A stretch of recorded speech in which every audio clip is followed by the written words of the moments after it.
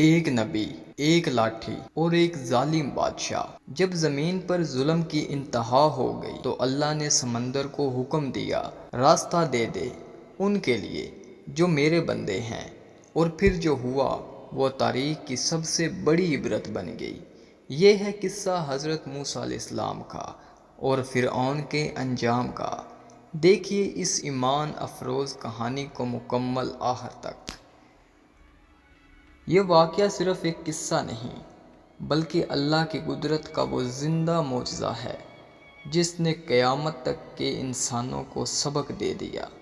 جب ظلم و ستم حد سے بڑھ جائے، جب بادشاہ خود کو خدا کہنے لگے، تو اللہ اپنے بندوں کو تنہا نہیں چھوڑتا۔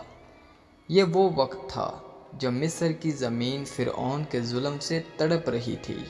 بنی اسرائیل غلام بنے، کوڑے کھاتے، اینٹیں ڈھوتے اور دن رات فرعون کے محل بناتے، اور پھر اللہ نے بھیجا اپنا نبی حضرت موسیٰ علیہ السلام، ایک سادہ سی لاٹھی اور دل میں اللہ پر مکمل یقین۔ حضرت موسیٰ علیہ السلام نے فرعون کے دربار میں جا کر کہا، اے موسیٰ، بنی اسرائیل کو آزاد کر دے اور رب کائنات کا خوف کر۔ فرعون نے کہکا لگایا اور کہا، میں ہی تمہارا رب ہوں۔ مگر اللہ کی لاٹھی میں طاقت تھی۔ موسیٰ علیہ السلام نے جب لاٹھی پھینکی تو وہ اژدہا بن گئی، اور جب ہاتھ نکالا تو وہ چمکدار نور سے روشن ہو گیا۔ لیکن فرعون کا دل بہت سخت تھا۔ اس نے کہا، یہ تو ایک جادوگر ہے، اور موسیٰ کو چیلنج دیا کہ میرے جادوگروں کا مقابلہ کر۔ مقابلے کا دن آیا۔ فرعون کے سینکڑوں جادوگر جمع ہو گئے۔ انہوں نے اپنی رسیاں اور لاٹھیاں پھینکی۔ وہ چھوٹے چھوٹے سانپ بن کر رینگنے لگے۔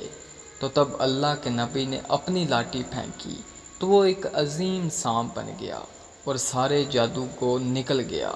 جادوگر فوراً سجدے میں گر گئے اور کہہ اٹھے، ہم ایمان لے آئے رب موسیٰ و ہارون پر۔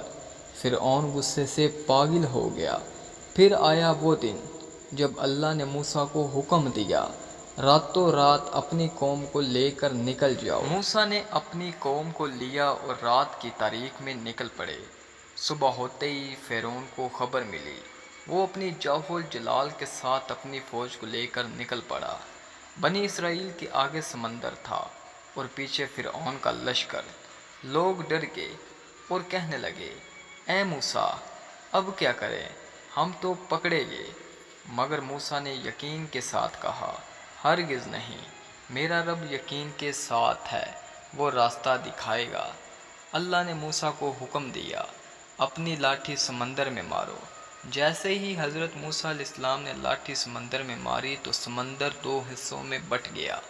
دونوں طرف پانی ایسے کھڑا ہو گیا جیسے کوئی دیوار، اور درمیان میں سوکھی زمین بن گئی۔ بنی اسرائیل اللہ کے حکم سے گزر گئے۔ جب فرعون اور اس کا لشکر اس راستے میں داخل ہوا تو اللہ نے سمندر کو حکم دیا کہ ویسا ہو جا۔ فرعون چیخا اور کہا، میں ایمان لاتا ہوں اس رب پر جس پر بنی اسرائیل ایمان لائے۔ مگر اللہ کا جواب آیا، اب نہیں، جب تو پہلے نافرمانی کرتا رہا۔ اور وہی پانی جو موسیٰ کے لیے راستہ بنا، فرعون کے لیے قبر بن گیا۔ جو اللہ پر بھروسہ کرتا ہے، اللہ اس کے لیے سمندر میں بھی راستہ بنا دیتا ہے، اور جو تکبر کرتا ہے اس کے لیے سمندر میں بھی قبر بن جاتی ہے۔ اگر آپ کو یہ ایمان افروز کہانی پسند آئی تو آگے ضرور شیئر کریے گا تاکہ اللہ کے پیغام کو مزید دلوں تک پہنچایا جائے۔ اللہ ہمیں ایمان، صبر اور توکل عطا فرمائے۔ آمین۔